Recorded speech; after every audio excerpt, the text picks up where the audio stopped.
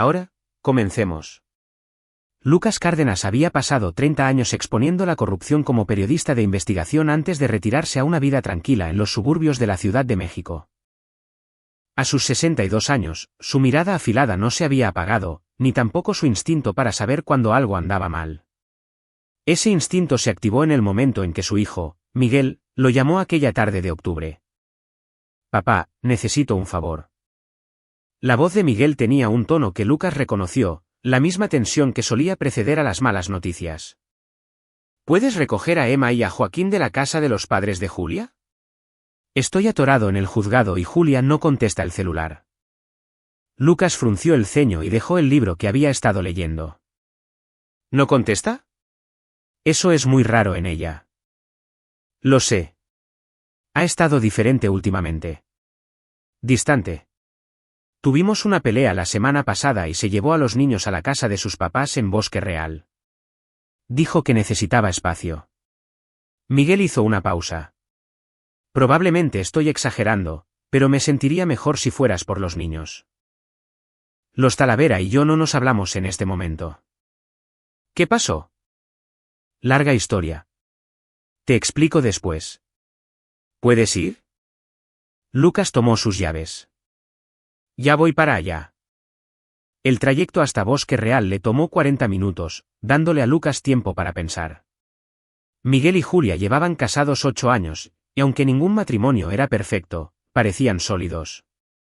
Emma tenía 7 años, Joaquín, 5. Eran buenos niños que merecían estabilidad. Lucas había visto a los padres de Julia, Felipe y Ana Talavera, solo un puñado de veces. Siempre habían sido educados pero fríos, la clase de personas que sonreían sin calidez y hablaban con palabras cuidadosamente medidas. Felipe era un ejecutivo farmacéutico jubilado, Ana, una exadministradora de hospitales. Vivían en una enorme casa colonial que gritaba dinero viejo y secretos aún más antiguos. Cuando Lucas se estacionó frente a la casa de los Talavera, el sol del atardecer proyectaba largas sombras sobre el césped impecable. El lugar lucía inmaculado, casi estéril. Caminó por el sendero de piedra y tocó el timbre. No hubo respuesta. Volvió a tocar, esperó y luego llamó a la puerta con firmeza. Seguía sin haber respuesta. El instinto de Lucas se encendió. Se movió a lo largo del pórtico, asomándose por las ventanas delanteras.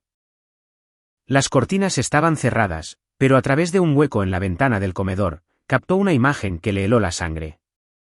Emma y Joaquín estaban desplomados en las sillas del comedor, con las cabezas colgando hacia adelante. Una mujer mayor, Ana Talavera, estaba parada junto a ellos con una jeringa en la mano. Otra figura, más joven, se movía en el fondo, guardando unos papeles de la mesa en un maletín. La mano de Lucas fue directo a su celular, con los dedos ya marcando el 911, cuando la puerta principal se abrió de golpe. Felipe Talavera estaba en el umbral, alto y con el cabello plateado, vestido con un suéter que parecía sacado de un catálogo de club de golf. Su expresión era tranquila, pero sus ojos eran fríos y calculadores. Señor Cárdenas, me pareció escuchar a alguien allá afuera. ¿Qué diablos le están haciendo a mis nietos? La voz de Lucas sonó baja y peligrosa. Felipe miró hacia el interior de la casa, luego salió, cerrando la puerta detrás de él. Entiendo que esté preocupado, pero antes de que haga esa llamada, debe saber que su nuera nos robó más de 7 millones de pesos anoche y desapareció. Tenemos todos los motivos para creer que está huyendo del país. El dedo de Lucas dudó sobre el botón de llamar. ¿Qué?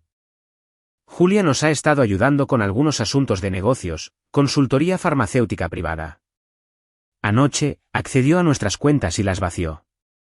También se llevó ciertos documentos que podrían causarnos problemas significativos si caen en las manos equivocadas. El tono de Felipe era inquietantemente razonable. Los niños están bien. Simplemente les dimos algo para ayudarlos a descansar mientras resolvemos esto. Pero si llama a la policía, señor Cárdenas, las cosas se complicarán muy rápido. Drogaron a mis nietos. Los estamos protegiendo. Julia sabe que los tenemos. Volverá o se pondrá en contacto. Cuando lo haga, resolveremos esta situación. Pero si las autoridades se involucran, si esto se hace público, Habrá consecuencias que no ha considerado. Felipe dio un paso más cerca, bajando la voz. Tenemos documentación que demuestra que Julia discutió involucrar a su hijo en el robo. Conversaciones sobre usar su experiencia legal para ocultar el dinero. Mensajes de texto, grabaciones. Ya sea que él lo supiera o no, podemos hacer que parezca que sí. Lucas apretó la mandíbula. Estás amenazando a mi hijo. Le estoy diciendo cómo son las cosas. Su nuera nos ha puesto a todos en una posición terrible. Estamos tratando de manejar esto en privado. Mantenerlo en familia, pero eso requiere cooperación. La sonrisa de Felipe no llegó a sus ojos. Váyase a casa, señor Cárdenas. Déjenos lidiar con Julia. Cuando devuelva nuestro dinero y nuestra propiedad, recuperará a sus nietos ilesos. Haga esto público y le prometo que su hijo terminará perdiendo su licencia para ejercer como mínimo, y en prisión en el peor de los casos, y los niños terminarán en custodia del Estado mientras los tribunales deciden cuál de sus padres es el mayor criminal. Lucas miró fijamente al hombre, con la mente repasando escenarios y cálculos. 30 años de trabajo de investigación le habían enseñado a leer a la gente, a detectar las señales de un mentiroso. Felipe Talavera no estaba mintiendo, al menos no del todo. Pero había más en esa historia. Algo más oscuro bajo la superficie. Quiero verlos, dijo Lucas. No es posible. Entonces haré la llamada. La expresión de Felipe se endureció. Está cometiendo un error. Déjame ver que mis nietos están vivos e ilesos. O llamo a la policía y me arriesgo con cualquier historia que te hayas inventado sobre Miguel. Por un largo momento, Felipe se le quedó viendo. Luego sacó su celular e hizo una llamada. Tráelos a la puerta. Un minuto después, la puerta se abrió más.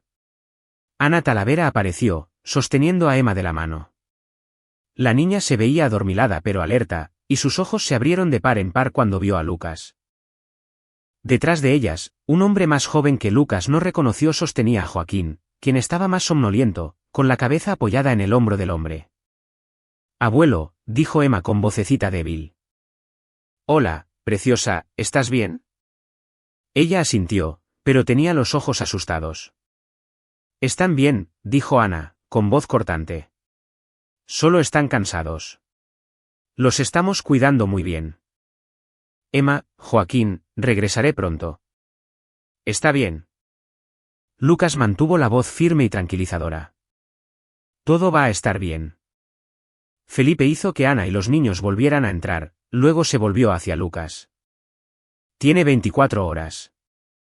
Si Julia no nos contacta para mañana a esta hora, tendremos que tomar otras medidas. Y si intenta algo, ir a la policía, intentar entrar a la fuerza aquí, desapareceremos con estos niños antes de que pueda parpadear. Tenemos recursos que usted no entiende. Entiendo más de lo que crees, dijo Lucas en voz baja. Regresó a su auto, con la mente ya trabajando en el problema. Una vez que estuvo a una distancia segura, se detuvo a un lado del camino e hizo 3 llamadas. La primera fue a Miguel. Tenemos una situación. Para cuando Lucas le explicó lo que había visto y lo que Felipe le había dicho, Miguel ya estaba saliendo del juzgado. Sabía que algo andaba mal. Julia ha estado actuando raro durante meses. Reservada. Pero nunca pensé. ¿A dónde iría? No lo sé. No tiene más familia que sus padres, sus amigos. Miguel se quedó callado. Espera, hay un tipo, Bruno Martínez. Solía trabajar con el padre de ella. Lo mencionó varias veces recientemente. Dijo que la había estado llamando sobre una oportunidad de negocio. Lucas archivó el nombre en su memoria. Necesito que hagas algo por mí. Revisa tus tarjetas de crédito, cuentas bancarias, cualquier cosa a la que Julia tuviera acceso. Ve si hay alguna actividad inusual. ¿Crees que realmente les robó? Creo que tus suegros dirigen algo ilegal y Julia, o se vio envuelta en ello, o intentó aprovecharse.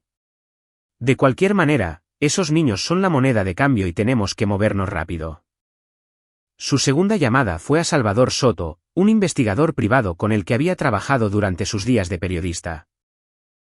Salvador se había retirado de la policía de la Ciudad de México después de 20 años y ahora dirigía una discreta firma de investigación especializada en casos que no podían pasar por canales oficiales. Lucas Cárdenas, ha pasado un tiempo, la voz rasposa de Salvador sonó a través del auricular.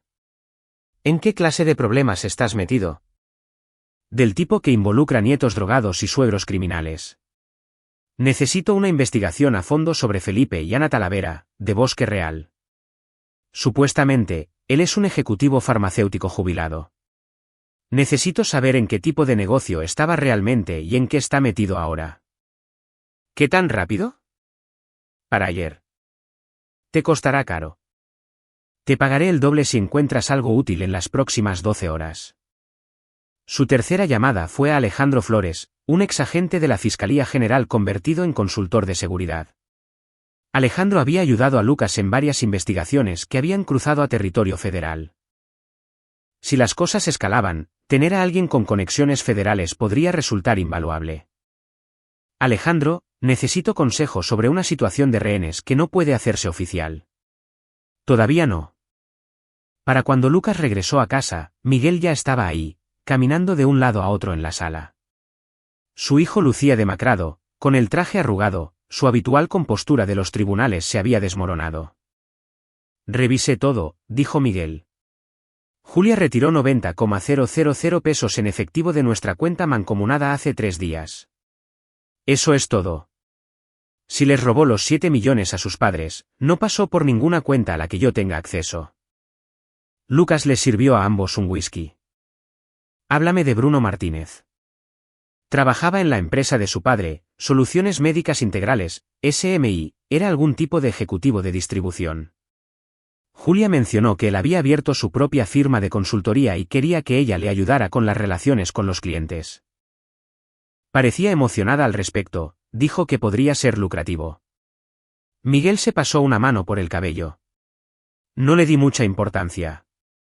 Había estado queriendo trabajar más desde que los niños entraron a la escuela. ¿Cuándo empezó a actuar diferente? Hace como 3 meses. Más reservada con su celular, saliendo a reuniones de las que no quería hablar. Pensé que tal vez estaba planeando una sorpresa o no sé. Trato de no ser paranoico. A Miguel se le quebró la voz. ¿Qué clase de esposo no nota que su esposa se está metiendo en algo tan profundo? El tipo de esposo que confía en su esposa, dijo Lucas. No te tortures con eso. Ahora mismo, nos enfocamos en recuperar a Emma y a Joaquín a salvo. ¿Deberíamos simplemente pagarles? Puedo liquidar inversiones, pedir préstamos. No se trata del dinero. Si así fuera, nos habrían dado números de cuenta y plazos. Felipe quiere a Julia de vuelta y quiere lo que sea que se haya llevado. El dinero podría ser parte de ello, pero creo que hay algo más. ¿Documentos?, dijo. Información. El celular de Lucas vibró. Salvador, eso fue rápido, contestó Lucas. Elegiste una familia interesante con la cual meterte, dijo Salvador. Felipe Talavera dirigía Soluciones Médicas Integrales, que era una empresa de distribución farmacéutica. La vendió hace 5 años por más de 1.080 millones de pesos. Pero aquí viene lo interesante. 6 meses antes de que la vendiera, la COFEPRIS abrió una investigación contra la empresa por distribuir sustancias controladas sin la documentación adecuada. La investigación se cerró discretamente después de que SMI pagara una multa multimillonaria y aceptara una mayor supervisión. Alguien compró su salida. Más bien, alguien tenía conexiones. Ana Talavera formaba parte de la junta directiva de 3 hospitales importantes en ese tiempo. También estaba conectada con varias juntas reguladoras estatales. La investigación desapareció, y de repente, Felipe vende la empresa por una fortuna. ¿Qué está haciendo ahora? Ahí es donde se pone turbio. Se retiró oficialmente, pero encontré empresas fantasma, las famosas LLC, registradas en paraísos fiscales. Parece que sigue en el negocio de la distribución, solo que mejor escondido. Necesitaré más tiempo para desempacar todo, pero mi instinto me dice que está moviendo recetas a través del mercado gris. Sigue escarbando. Necesito todo lo que puedas encontrar sobre su operación actual y cualquier conexión con Bruno Martínez. Después de colgar con Salvador, Lucas se volvió hacia Miguel. Tus suegros son criminales. Lo eran antes y lo siguen siendo. Julia se involucró y, o intentó estafarlos, o intentó salirse. De cualquier manera, están usando a tus hijos como seguro. Entonces vamos a la policía. Vamos a la FGR. Y para cuando logren atravesar la burocracia, Felipe y Ana ya habrán desaparecido con Emma y Joaquín. Dijeron que tienen recursos. Y les creo. Lucas dejó su vaso. Tenemos una ventaja. No saben quién soy. No realmente. Creen que solo soy un abuelo preocupado. No saben que pasé 3 décadas desenterrando los trapos sucios de gente más poderosa que ellos. ¿Qué vas a hacer? Encontrar a Julia antes de que ellos lo hagan. Conseguir con que presionarlos y luego asegurarme de que tus suegros nunca vuelvan a amenazar a esta familia. Lucas pasó las siguientes horas contactando fuentes, jalando hilos, armando el rompecabezas. Hacia la medianoche, las piezas empezaron a encajar.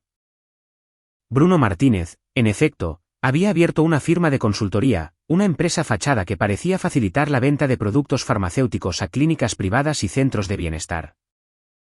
El tipo de operaciones que se manejan en efectivo y no hacen demasiadas preguntas sobre el volumen de recetas o la supervisión.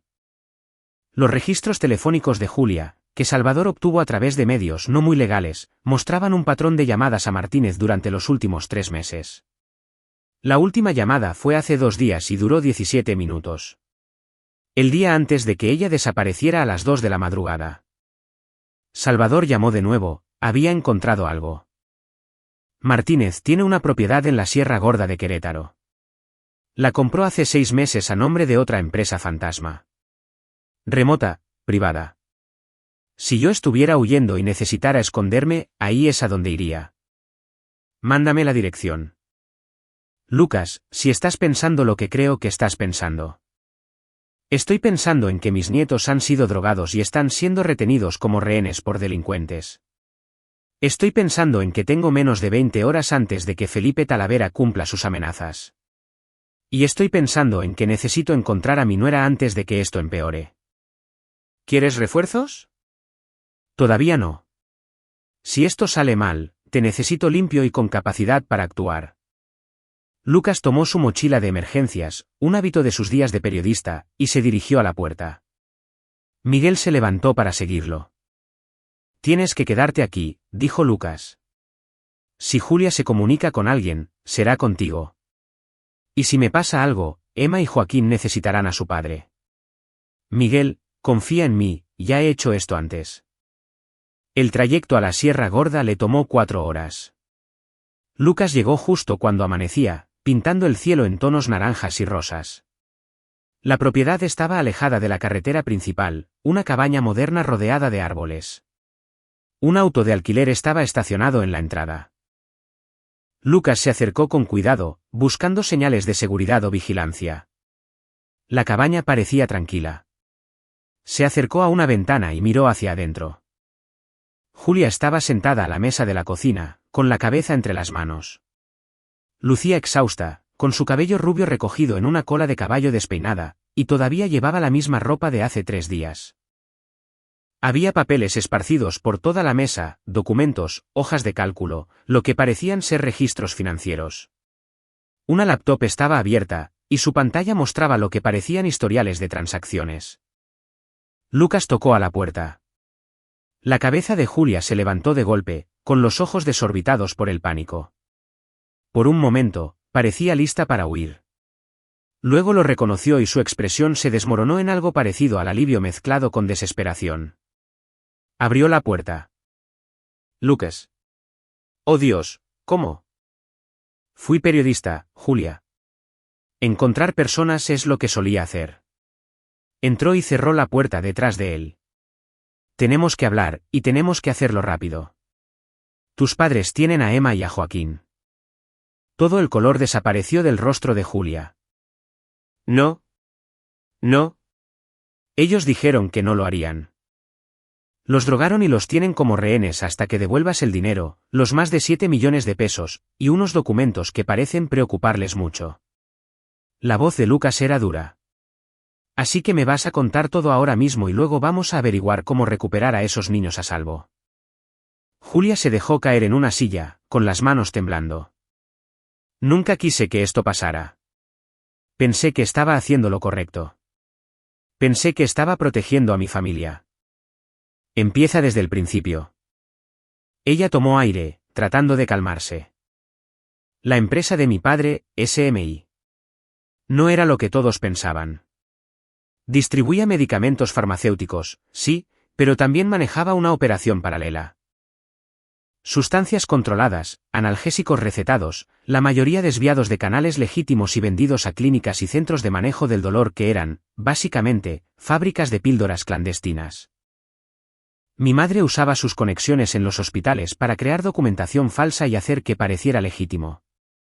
¿Tú sabías esto? No, hasta hace 2 años. Mi padre tuvo un susto de salud y ayudé a mi madre con unos trámites. Fue entonces cuando vi los libros reales, las operaciones en la sombra. Cuando los confronté, mi padre dijo que solo eran negocios, que todos en la industria lo hacían, que las regulaciones eran demasiado estrictas. En fin, la voz de Julia sonaba amarga. Lo hizo sonar tan razonable, tan normal. Pero no te alejaste. Intenté hacerlo, pero luego me ofreció dinero, mucho dinero, solo por ayudar con las relaciones con algunos clientes. Dijo, haz presentaciones, facilita reuniones. Me convencí de que era inofensivo.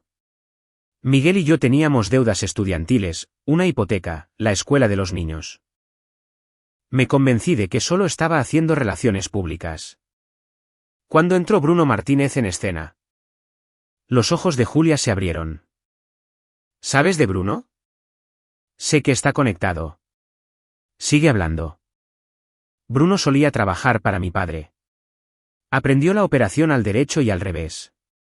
Hace 6 meses se me acercó, dijo que estaba empezando su propia red de distribución y quería mi ayuda. Me ofreció una sociedad, dinero legal por trabajo legal. Lo vi como una salida, una forma de usar lo que había aprendido, pero manteniéndome dentro de la ley. Excepto que no era legal. No, no lo era. Bruno estaba haciendo lo mismo que mi padre, solo que a menor escala y con más cuidado. Pero me convenció de que su red era más limpia, que podíamos transformarla en algo legítimo. Le creí. Señaló los papeles. Hace 3 meses, me di cuenta de que Bruno planeaba apoderarse de la operación de mi padre. Había estado documentando todo, cada transacción, cada envío, cada documento falsificado. Estaba armando un caso para chantajear a mi padre y obligarlo a entregarle sus contactos y cadenas de suministro. Lucas estudió los documentos esparcidos por la mesa. Manifiestos de envío, transacciones financieras, nombres y direcciones.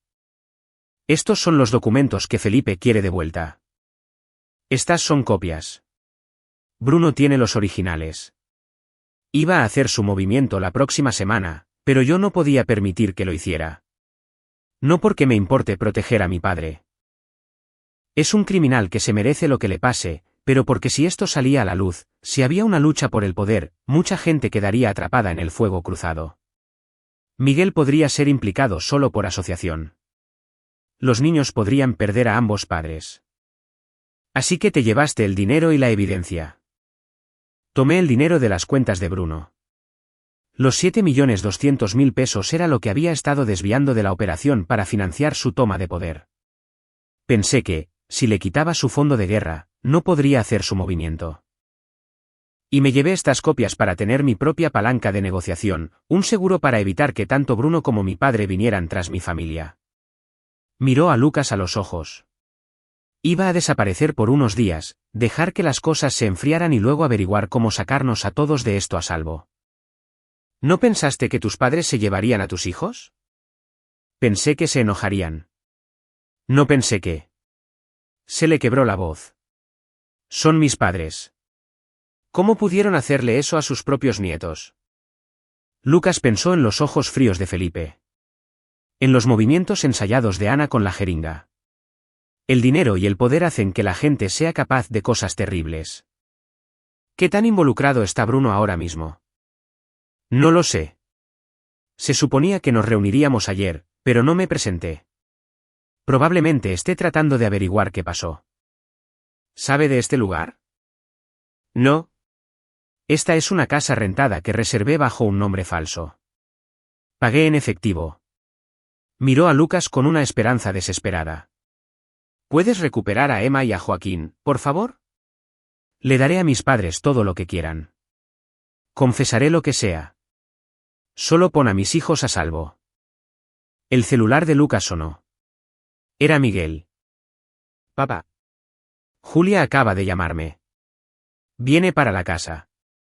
Dijo que les va a dar a los Talavera lo que quieren. Lucas miró a Julia, quien miraba su propio celular con confusión. Esa no fui yo, susurró. Yo no lo llamé. A Lucas se le heló la sangre. Miguel, ¿reconociste su voz? Sí, claro. Definitivamente era Julia. Sonaba asustada, pero dijo que estaba bien. Dijo que estaría en nuestra casa en 3 horas. Miguel, escúchame con mucha atención. Esa no era Julia. Alguien se está haciendo pasar por ella. La mente de Lucas trabajaba a toda velocidad. Sal de la casa ahora mismo. Ve a un lugar público y quédate ahí. Llama a Alejandro Flores. Cuéntale lo que te acabo de decir. ¿Qué está pasando? Están moviendo sus piezas. Vete ahora. Lucas colgó y se volvió hacia Julia. ¿Quién más sabe del plan de Bruno y tuyo? ¿Quién más estaba involucrado? Nadie.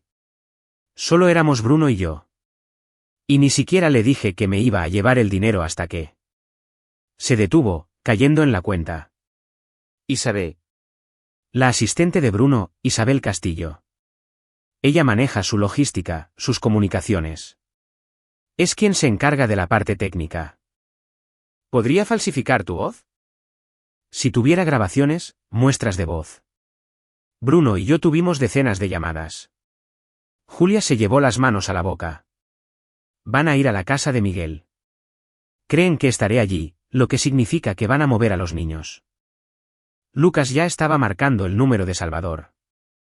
Te necesito en la casa de los Talavera en Bosque Real ahora mismo. Vigila cualquier movimiento. No te enfrentes a ellos. Solo síguelos y repórtame. Voy en camino. Se dirigió a Julia. Empaca todo. Tenemos que movernos. ¿A dónde vamos? A terminar con esto. Pero primero, tenemos que asegurarnos de que tus padres no puedan huir. 20 minutos después, se dirigían hacia el sur. Lucas conducía mientras Julia hacía llamadas desde unos teléfonos desechables que él tenía en su mochila. La primera llamada es a la línea de denuncias de la COFEPRIS, instruyó Lucas. Un reporte anónimo sobre distribución farmacéutica a través de SMI y empresas relacionadas. Proporciona suficientes detalles para desencadenar una investigación, pero no tantos como para que sospechen de la fuente. A Julia le temblaban las manos mientras marcaba. Lucas escuchaba cómo ella daba la información con voz distorsionada. Fechas, nombres de empresas, direcciones de clínicas. Justo lo necesario para plantar la semilla. La segunda llamada es a Bruno Martínez. Dile que tienes el dinero y los documentos. Que quieres reunirte en un lugar público, en algún lugar con cámaras de seguridad.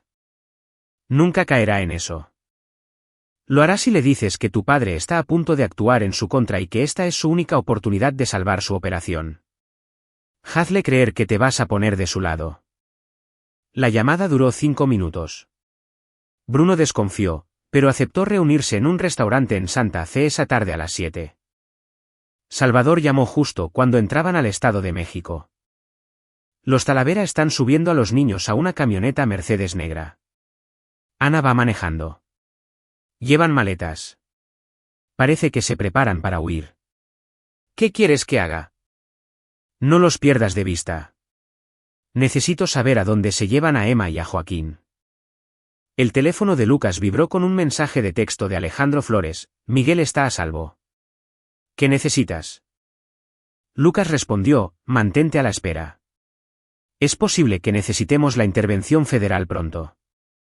Hicieron una parada más antes de dirigirse a la casa de Miguel. Una bodega en Naucalpan donde Lucas había guardado viejos expedientes de casos, equipo y evidencia de sus días como periodista. Recuperó un estuche impermeable que contenía equipo de grabación, una cámara de vídeo y algo más. Años de notas y pruebas sobre diversas empresas criminales, incluyendo archivos sobre fraude farmacéutico y redes de distribución. Sus viejos instintos lo habían llevado a guardar registros detallados de cualquier cosa que pudiera volverse relevante. Adentro, también tenía copias de documentos que había reunido durante una investigación sobre empresas farmacéuticas hacía 5 años. Nunca había publicado esa historia. Las amenazas habían sido demasiado creíbles, las fuentes, demasiado vulnerables. Pero lo había guardado todo. ¿Qué estamos haciendo?, preguntó Julia. Construyendo nuestra propia palanca de negociación, dijo Lucas. Tu padre cree que es el único que tiene cartas para jugar. Se equivoca. La casa de Miguel estaba vacía cuando llegaron. Lucas hizo un barrido, buscando señales de intrusión. Todo parecía normal, lo que lo hizo sospechar aún más. Tendrán a alguien vigilando, dijo, esperando a ver si te presentas. Entonces, ¿qué hacemos? Lucas sacó su celular y abrió una aplicación de grabación de vídeo. Darles un buen espectáculo. Posicionó a Julia en la sala, visible a través de la ventana delantera, y le dijo que caminara de un lado a otro, luciendo angustiada, revisando su teléfono. Mientras tanto, su cámara grababa desde un ángulo que capturaba tanto a Julia como, fundamentalmente, la calle de afuera. Después de 15 minutos, un auto se detuvo a 3 casas de distancia. Un hombre se bajó. Joven, de complexión atlética, llevaba una gorra de béisbol. Pasó lentamente por la casa de Miguel, con las manos en los bolsillos, con los ojos fijos en las ventanas. Lucas obtuvo imágenes claras de su rostro. El hombre hizo una llamada desde el final de la calle, habló brevemente, luego volvió a subir a su auto y se fue. Ese era del agente de Bruno, dijo Julia. Lo reconozco. Su nombre es Roberto Cobos. Se encarga de la seguridad de Bruno. Así que Bruno y tu padre están trabajando juntos ahora, o ambos te están cazando por separado. Lucas descargó el vídeo. De cualquier manera, se están coordinando. Salvador volvió a llamar. Los Talavera se detuvieron en una casa en Huixquilucan. Propiedad privada, con seguridad. Metieron a los niños. Ya tengo la dirección. Mándamela por mensaje. Mantén los ojos en el lugar. Lucas buscó la dirección en su laptop. La propiedad estaba registrada a nombre de otra empresa fantasma. Está conectada a un nombre que reconoció de su antigua investigación farmacéutica, Julián Torres, un médico que había perdido su licencia tras ser sorprendido recetando opioides en exceso. La investigación había revelado que había estado trabajando con distribuidores para operar clínicas de recetas falsas. La red de tu padre es más profunda de lo que pensabas, dijo Lucas. Torres era una pieza clave en el mundo del fraude farmacéutico. Si están usando su propiedad, significa que tienen un plan de contingencia, una casa de seguridad. ¿Cómo sacamos a Emma y a Joaquín? Lucas analizó las opciones. Un asalto directo era arriesgado. Podrían lastimar a los niños o desaparecer antes de que él pudiera alcanzarlos. Ir a la policía ahora desencadenaría exactamente lo que Felipe había advertido: caos legal, batallas por la custodia y los niños en el limbo. No, necesitaba algo más limpio. Su celular sonó. Alejandro Flores. Lucas, investigué un poco sobre Felipe Talavera basándome en lo que me dijiste. Su nombre apareció en una investigación cerrada hace 3 años. Una fuerza especial federal que investigaba el desvío de medicamentos recetados. Tenían pruebas, pero no lograron que los cargos procedieran. ¿Quién dirigió la investigación? Un agente federal de la FGR llamado David Navarro. Todavía trabaja en casos de crimen organizado en las oficinas centrales de la Ciudad de México. Lo llamé y mencioné tu nombre. Recuerda tu trabajo en el caso de corrupción de Morelos. Dice que, si tienes pruebas sólidas sobre esquemas activos de distribución farmacéutica, estaría muy interesado en hablar. ¿Qué tan rápido puede actuar con evidencia creíble de poner en peligro a menores combinada con cargos federales por drogas? Muy rápido. Lucas miró a Julia. ¿Qué tan buena es la documentación que tienes? Transacciones, proveedores, compradores, recetas falsificadas. Todo lo necesario para probar un fraude de distribución sistemático. Y sé dónde guarda Bruno los originales. En una caja fuerte en su oficina. Lucas tomó una decisión. Alejandro, organiza una reunión con Navarro. En 2 horas, tendré pruebas y un testigo. ¿Qué planeas hacer? Asegurarme de que todos paguen por lo que han hecho. Pero primero, necesito poner a esos niños a salvo. Se volvió hacia Julia. Vas a llamar a tu padre. Dile que estás lista para hacer un trato. Que tienes el dinero y los documentos, y que quieres intercambiarlos por Emma y Joaquín. En un lugar neutral, un lugar público. Él nunca aceptará eso. Lo hará cuando le digas que Bruno Martínez va a dar su golpe esta noche, que Bruno ya contactó a los federales y que esta es su única oportunidad de adelantarse antes de que todo colapse. ¿Es eso cierto? Lo será para cuando terminemos. Julia hizo la llamada. Felipe contestó al segundo tono. Quiero a mis hijos de vuelta, dijo Julia, con voz firme a pesar de que le temblaban las manos. Tengo tu dinero y los documentos. Podemos hacer un intercambio. La voz de Felipe era fría. Nos has causado muchísimos problemas, y yo puedo causar más. Bruno Martínez tiene los originales y planea ir a la fiscalía esta noche, pero yo puedo conseguirlos. Sé dónde los guarda y soy la única que puede entrar a su oficina sin disparar las alarmas. Hizo una pausa. Devuélveme a mis hijos y te conseguiré todo. Copias, originales, todo. Quedarás limpio. Hubo un largo silencio. ¿Dónde? En el estacionamiento del centro comercial Santa Fe. Nivel 3. En 1 hora. Tú traes a Emma y a Joaquín. Yo llevo los documentos y el dinero. ¿Cómo sé que cumplirás? Porque si no lo hago, vendrás tras mi familia. Ambos sabemos que esta es la única forma en que todos salimos bien librados. Otra pausa. 1 hora. Ven sola. Si veo a alguien más, a tu esposo, a tu suegro, a quien sea, nunca volverás a ver a tus hijos. Julia colgó y miró a Lucas con ojos aterrorizados. ¿Y ahora qué? Ahora nos aseguramos de que todos los que tienen que estar ahí, estén ahí. Salvador seguirá a tus padres hasta el estacionamiento. Alejandro tendrá agentes federales posicionados cerca. Tú irás a la reunión, pero no estarás sola. Simplemente no estarás obviamente acompañada. ¿Qué hay de los documentos? Yo no tengo los originales. Vamos a conseguirlos. ¿Dónde exactamente los guarda Bruno? En su oficina en Santa Fe, en el 3er piso de un complejo comercial. Tiene una caja fuerte detrás de la pintura de un velero en su oficina privada. La combinación es el cumpleaños de su hija. 15 de septiembre de 2018. Lucas llamó a Salvador y le dio nuevas instrucciones. Luego llamó a Alejandro. ¿El contacto que tienes en la FGR está listo para movilizarse? Está organizando un equipo en este momento. Pero Lucas, necesita causa probable para allanar esos lugares. La tendrá.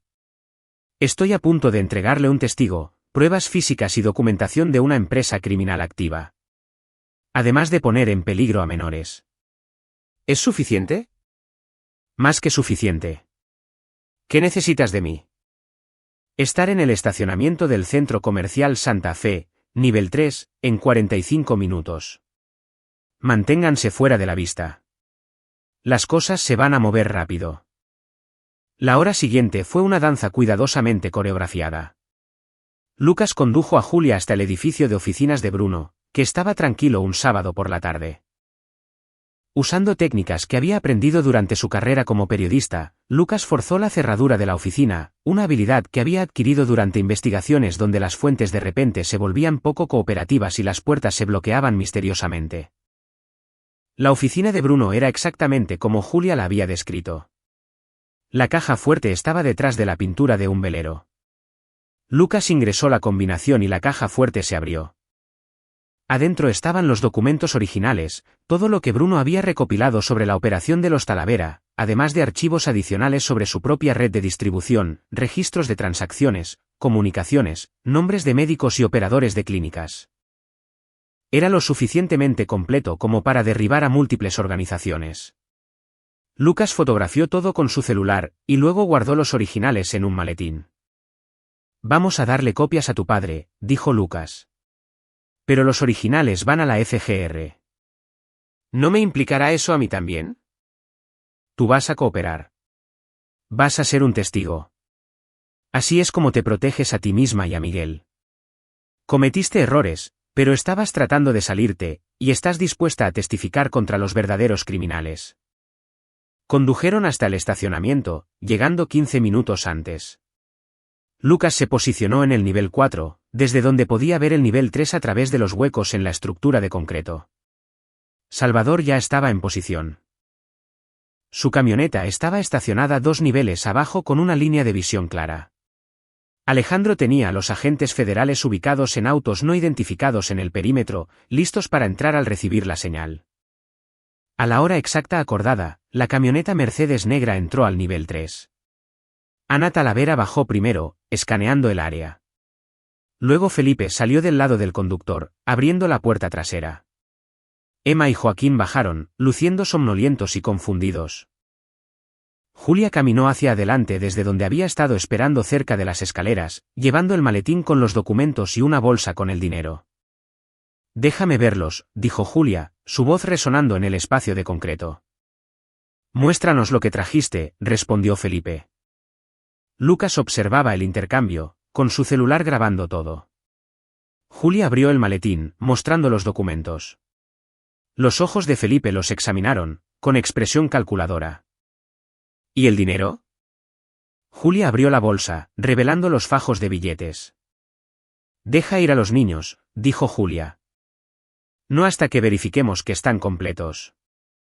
Felipe le hizo un gesto a Ana, quien sacó un teléfono y comenzó a fotografiar las páginas. Fue entonces cuando un segundo auto entró al estacionamiento. Un sedán oscuro que Lucas reconoció de inmediato como el vehículo de Bruno Martínez. Bruno se bajó junto con Roberto Cobos y otro hombre. «Nadie se mueva», dijo Bruno, con su voz resonando en todo el estacionamiento. Tenía un arma en la mano. Los ojos de Felipe se abrieron de par en par. «¿Qué estás haciendo aquí?» «Protegiendo mis intereses». «¿Creíste que no sabía de tu pequeña reunión? ¿Crees que no tengo los ojos puestos en tu operación?» Bruno avanzó lentamente, con su atención fija en el maletín. «Esos son míos.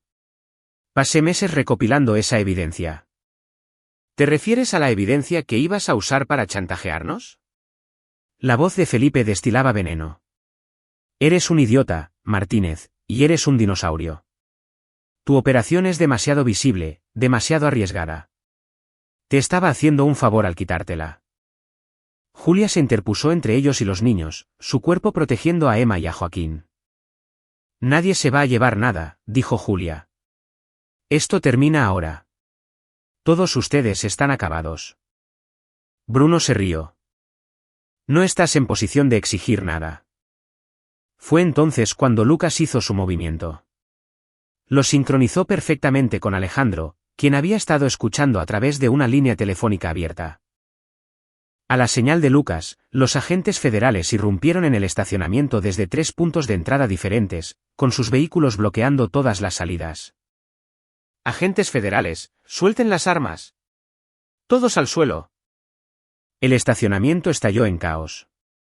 La mano de Bruno fue hacia su arma, pero Roberto Cobos le agarró el brazo, siseando algo. Felipe se quedó paralizado, con el rostro pálido. Ana intentó agarrar a los niños, pero Julia ya los había jalado detrás de un pilar de concreto. Lucas bajó del nivel 4, caminando con calma a través de la confusión hasta donde Julia estaba agachada con Emma y Joaquín. «¡Abuelo!», gritó Emma, lanzando sus brazos alrededor de él. «Aquí estoy», dijo Lucas, abrazando a ambos niños con fuerza. «Ya están a salvo». Los agentes federales aseguraron la escena, separando a los involucrados, recolectando la evidencia. El agente David Navarro, un hombre de rostro severo de unos 40 años, se acercó a Lucas. «Señor Cárdenas, he oído mucho sobre su trabajo de investigación. Agente Navarro, tengo un testigo dispuesto a cooperar plenamente. Documentación original de una conspiración de distribución farmacéutica que abarca al menos 5 años, y acaba de arrestar a algunos de los jugadores clave. Estoy al tanto. Su amigo Flores me informó de la situación. Navarro miró a Julia y a los niños. El testigo tendrá que venir para un interrogatorio formal. Lo hará, pero primero necesita entregar a sus hijos a su padre, y todos necesitan una evaluación médica. Esos niños fueron drogados. La expresión de Navarro se endureció. Pediré que los paramédicos vengan de inmediato. Mientras los paramédicos llegaban para revisar a Emma y a Joaquín, Lucas observó cómo esposaban a Felipe y a Ana Talavera junto con Bruno Martínez y sus socios. Los ojos de Felipe se encontraron con los de Lucas a través del estacionamiento, llenos de rabia impotente. No tienes idea de lo que has hecho, dijo Felipe. Sé exactamente lo que he hecho, respondió Lucas. Protegí a mi familia. Miguel llegó justo cuando los paramédicos terminaban su evaluación de los niños. Tomó a Emma y a Joaquín en sus brazos, con lágrimas corriendo por su rostro. Julia se quedó apartada, insegura, con la culpa escrita en sus facciones. Miguel la miró, con una expresión compleja, dolor, ira, alivio, confusión. Tenemos que hablar, pero no aquí y no ahora. En este momento, solo necesito abrazar a mis hijos. Julia asintió, secándose sus propias lágrimas. El agente Navarro apartó a Lucas. Vamos a necesitar el testimonio de la señora Cárdenas para armar nuestro caso. Es probable que ella misma enfrente cargos por su participación, pero dada su cooperación y las circunstancias, recomendaré clemencia. Estaba tratando de proteger a su familia de ambos lados de una conspiración criminal, dijo Lucas. Y ha proporcionado evidencia que derribará múltiples operaciones. Lo entiendo, pero habrá consecuencias. Consecuencias justas, coincidió Lucas. Eso es todo lo que pedimos. A lo largo de las siguientes 2 semanas, el caso se expandió más allá de lo que Lucas había imaginado inicialmente. Los documentos que Bruno había recolectado, combinados con el testimonio de Julia y la propia investigación de Lucas, revelaron una red de fraude farmacéutico que se extendía por 3 estados y que involucraba a docenas de clínicas, distribuidores y profesionales médicos corruptos. Felipe y Ana Talavera fueron acusados de conspiración para distribuir sustancias controladas, fraude y poner en peligro a menores. Bruno Martínez enfrentó cargos similares junto con intento de chantaje y violaciones de armas. Otros en la red comenzaron a caer como piezas de dominó a medida que la fiscalía seguía el rastro de la evidencia. Julia aceptó un acuerdo de culpabilidad, libertad condicional y servicio comunitario a cambio de su total cooperación. Su licencia médica sería suspendida y tendría antecedentes penales, pero había evitado ir a prisión. El juez, al escuchar el contexto completo de su situación, reconoció que finalmente había tomado la decisión correcta al exponer la operación, incluso si lo había hecho de una manera peligrosa. El matrimonio de Miguel y Julia estaba tenso, pero no roto. Comenzaron a ir a terapia, trabajando en las traiciones y los secretos. Por el bien de Emma y Joaquín, estaban tratando de reconstruir la confianza. Lucas estaba sentado en su estudio una noche, 3 semanas después de la confrontación en el estacionamiento, organizando sus notas. Miguel apareció en el umbral, con 2 vasos de whisky en la mano. Pensé que podrías necesitar esto, dijo Miguel, pasándole un vaso a su padre. ¿Cómo están los niños? Mejor. El terapeuta dice que son resilients. No entienden completamente lo que pasó, solo saben que ahora están a salvo. Emma sigue preguntando si los abuelos Talavera van a regresar. ¿Qué le dices? La verdad, en términos apropiados para su edad. Que tomaron malas decisiones y tienen que enfrentar las consecuencias. Miguel se sentó. Nunca te agradecí como es debido. Salvaste la vida de mis hijos. Hice lo que cualquier abuelo haría. No. Miguel negó con la cabeza. La mayoría de la gente habría llamado a la policía de inmediato, o habría pagado el rescate, o habría entrado en pánico. Tú mantuviste la calma. Investigaste. Creaste una estrategia. Convertiste una situación de rehenes en un caso federal que desmanteló una red criminal.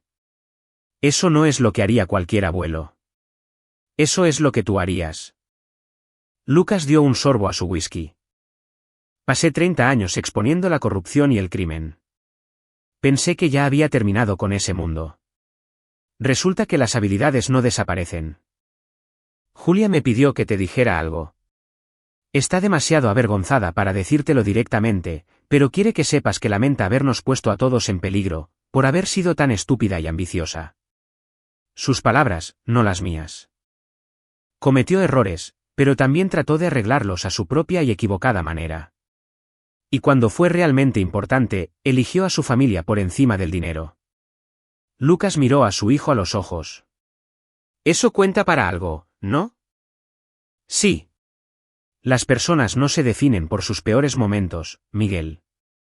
Se definen por lo que hacen después. Julia está cooperando. Está en terapia. Está tratando de reconstruir. Eso es lo que importa. Miguel se quedó en silencio por un momento. El agente federal, Navarro, me llamó ayer. Dijo que tu testimonio y la evidencia que reuniste fueron cruciales para el caso. Dijo que sin tu investigación, tal vez no habrían podido conectar todas las piezas. Solo hice lo que tenía que hacer. También dijo que debiste haber sido agente federal en lugar de periodista. Dijo que tienes instintos que la mayoría de los investigadores entrenados no desarrollan. Lucas sonrió levemente. Era demasiado respondón para el gobierno. A ellos les gusta seguir las reglas. Yo prefería exponer a la gente que las rompía. ¿Qué pasa ahora? ¿Vuelves al retiro, a leer libros en tu pórtico? No lo sé. Esto me recordó por qué amo el trabajo. Encontrar la verdad, proteger a la gente, asegurarme de que los malos enfrenten las consecuencias. Lucas miró a su hijo. Pero también me recordó que es lo más importante. La familia. Estar ahí cuando se te necesita. Siempre estuviste ahí cuando te necesité, papá. Incluso cuando no me daba cuenta de que te necesitaba. Se quedaron en un cómodo silencio, bebiendo whisky, procesando todo lo que había pasado. El celular de Lucas vibró. Salvador Soto.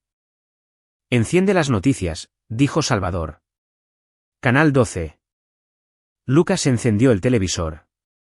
Un reportaje de última hora mostraba a agentes federales allanando múltiples ubicaciones en la Ciudad de México y estados vecinos. El presentador informaba que una importante conspiración de distribución farmacéutica había sido desmantelada, con docenas de arrestos. Las imágenes mostraban a Felipe Talavera siendo sacado de un juzgado esposado. En un desarrollo relacionado, continuó el presentador, la COFEPRIS ha anunciado procedimientos de supervisión mejorados para los distribuidores farmacéuticos, citando el caso como un ejemplo de fallas sistémicas en el monitoreo de medicamentos recetados. Lucas apagó el televisor. A veces, el sistema funciona cuando le das el empujón correcto. Un mes después, la escuela de Emma y Joaquín organizó el Día del Abuelo. Lucas asistió, observando cómo Emma, muy orgullosa, lo presentaba a sus amigos. Él es mi abuelo Lucas, dijo ella. Es un héroe. Nos salvó de la gente mala. Lucas se arrodilló a su nivel. No soy un héroe, preciosa. Solo soy tu abuelo que te quiere muchísimo. La maestra dice que los héroes son personas que ayudan a otros cuando están en problemas, insistió Emma. Ese eres tú. Más tarde, mientras Lucas acompañaba a los niños al auto de su padre, Joaquín le jaló la manga. Abuelo, ¿la gente mala se fue para siempre?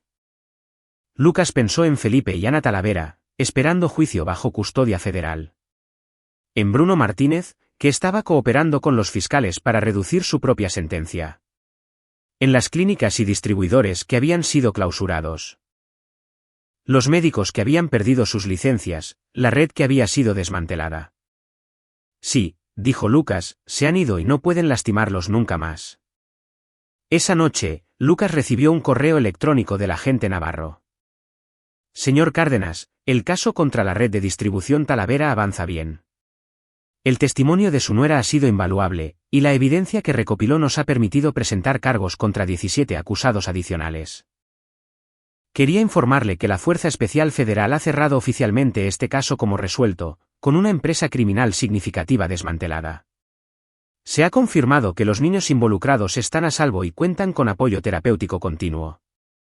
En una nota personal, he trabajado en muchos casos en mi carrera, pero rara vez he visto una investigación civil llevada a cabo con tal precisión y eficacia.